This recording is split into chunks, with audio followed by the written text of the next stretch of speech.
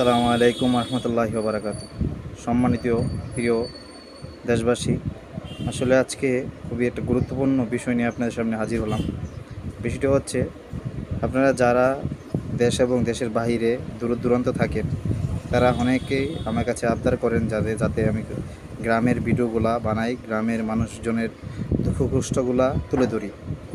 তো একটা বিষয় হচ্ছে, আমি গ্রামের ভিডিওগুলো বানানোর আগে অনেকবার চিন্তা করে ভিডিওগুলো বানাই। কারণ হচ্ছে, এখানে যেমন একজন মানুষের উপকার হয়, জনগণের উপকার হয়, ঠিক তেমনিভাবে কিছু মানুষের সেটা স্বার্থের আঘাত লাগে। তো তারই পরিপ্রেক্ষিতে আমাদের গ্রামের সকল কাজেই আপনি একটা ভালো কাজ করতে গেলে দেখা গেছে কি আরেকজনের এটা নিজের স্বার্থের মধ্যে পড়ে এবং সে কষ্ট পায় এবং সে আমাদেরকে বিভিন্নভাবে হয়রানি করার চেষ্টা করে।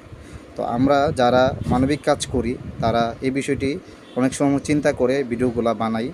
তো যেহেতু আমি গ্রামে থাকি, আমাদের গ্রাম হচ্ছে ব্রাহ্মণবাড়িয়া জেলা কসবা থানার গোপীনাথপুর গ্রাম।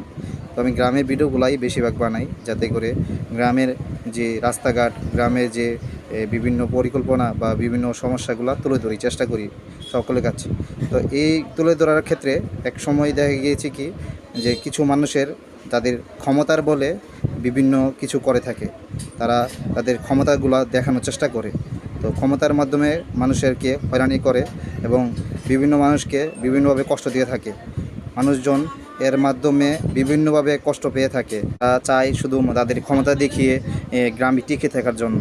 তো গ্রামের এটা একটা খুবই খারাপ একটা দিক যে মানুষের ক্ষমতা দেখায়।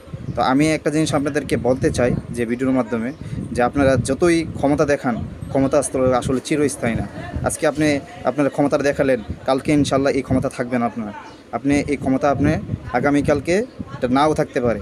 তো আপনারা যেই ক্ষমতা দেখিয়ে আজকে এই কাজগুলো করেন, মানুষের ক্ষয়ক্ষতি করেন, মানুষের নিজের জমি, নিজের জায়গা আর বড়াই দেখান, আপনার জায়গা আপনি যা মন তা করবেন, আপনার বাজার আপনি যা মন তা করবেন, বিভিন্নভাবে মানুষকে হয়রানি করেন, এটা আসলে ঠিক না। আপনারা বিষয়টি দেখবেন, ভিডিওটি শেয়ার করে দিবেন, যাতে করে মানুষজন জানতে পারে আসলে আমরা যারা গ্রামের ভিডিওগুলো বানাই, আপনাদের স্বার্থে বানানো থেকে বিরত থাকায় আমাদের জন্য ভালো মনে করছি। তো বাকিরা আপনারা পরামর্শ দিবেন। আসসালামু আলাইকুম ওয়া রাহমাতুল্লাহি ওয়া বারাকাতুহু।